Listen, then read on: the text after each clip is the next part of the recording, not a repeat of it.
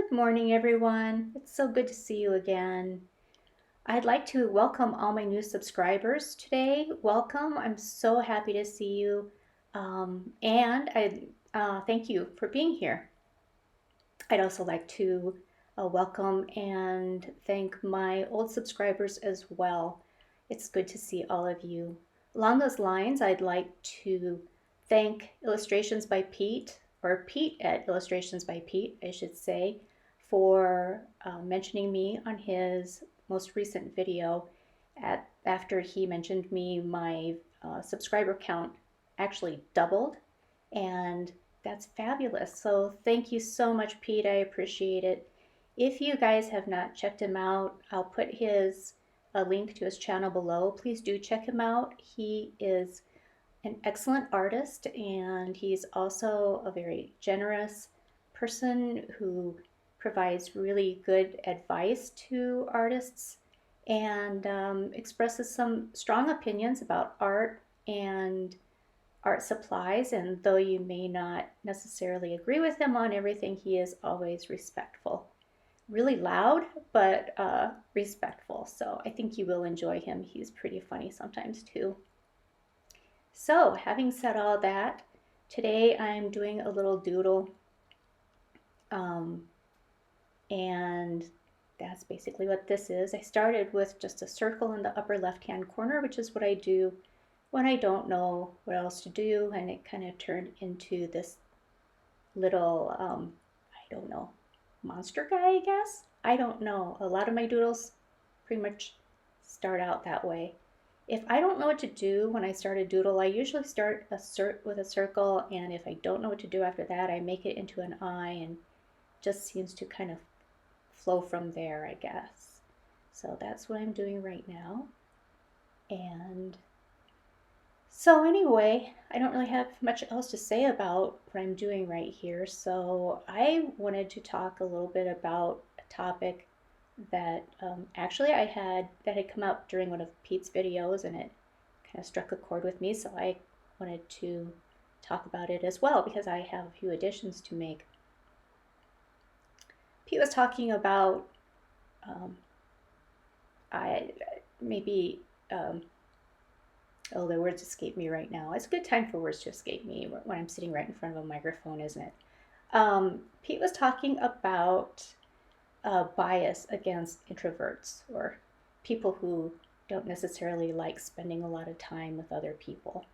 And I agree that there is a bias against introverts. I think that it's actually not only socially troubling, but it can result in some economic impacts, in that those who are not that outgoing are often seen as maybe not being team players, or their ideas are not necessarily heard because they're not people who really want to come to the fore. I noticed that there aren't a lot of managers who are introverted. I think you have to be very self-promoting in order to make progress in your career, and that's something that some people have difficulty with doing. I know that that's certainly an issue with me.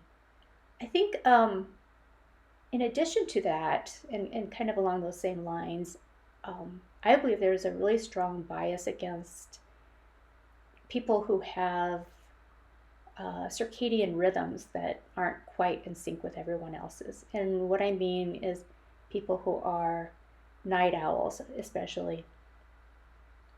I, for one, anyway, have a really hard time going to bed at any kind of reasonable hour, but I do work first thing in the morning, so I do have to get up in the morning, and then by midday, I'm exhausted and seriously need a nap, which is fine because I do work from home and I can occasionally sneak off for a few minutes and lie down and close my eyes, which is something that I really need to do, because if I don't do that, then I'm not productive for the rest of the day.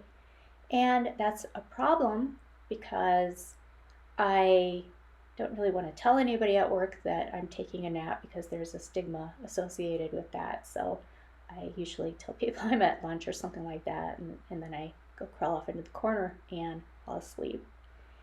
I don't really think that there should be a stigma against that. I think that it should just be recognized that some people um, have different times in which they are active and awake, and I don't understand why we work on this 9 to 5 or 8 to 5 schedule where everybody is expected to be alert and around during those hours.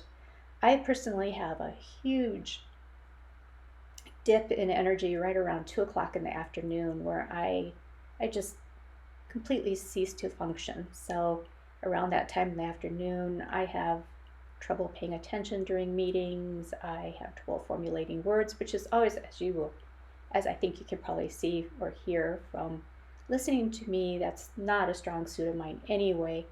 Um, I tend to forget words or forget what I'm talking about in the middle of what I'm talking about, but that's even worse when I'm tired. So if I can get a little rest, then I'm up and I'm ready to go. And I usually get my second wind right around 4 o'clock in the afternoon, which is right around the time everybody else is starting to knock off for the day. So I do work late to make up for the time that I take off. But nonetheless, I feel somewhat embarrassed by my inability to function the entire day. And I don't know. I'm a functioning person. I do fine in my job. I don't really think that I should have to be embarrassed by my hours, but yet there it is. I think that a lot of people who are creative have similar issues. I think both with introversion as well as the issue with having a schedule that's different than other people's, or at least from my observation, it seems to be the case. Or I don't know, maybe that's just a stereotype. It's hard to say, but I don't know. Let me know. What do you think? Are you an introvert? Do you have hours that differ from the majority of people out there that work regular business hours? Do you find that difficult to cope with? Or if not, how do you cope with it? I think that it would be great if employers would just acknowledge this issue and be a little bit less stringent on the whole 9 to 5 thing. Anyway, that's kind of the thought that came to mind as I was listening to that video today. So, coming back to this doodle, I started with the animals, with the frog and the other things, and sometimes I just get a little tired with doing those little detailed doodles, and I think also that if you fill up a whole page with that, it can be a bit busy and make it difficult for you to have some place to rest your eyes. So in this one, or a lot of times what I'll do is I'll just put a face in the middle of that and transform the prior doodles into a headpiece or hair or some part of the person's body, which is what happened here.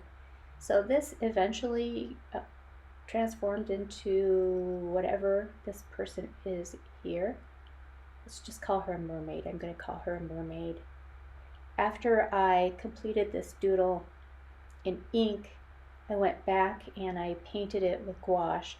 I didn't film myself painting with gouache just because it's not very interesting, I don't think. I don't know that you would want to watch me sit there and painstakingly just paint this picture. So I didn't, but it is in the thumbnail if you want to look at it there.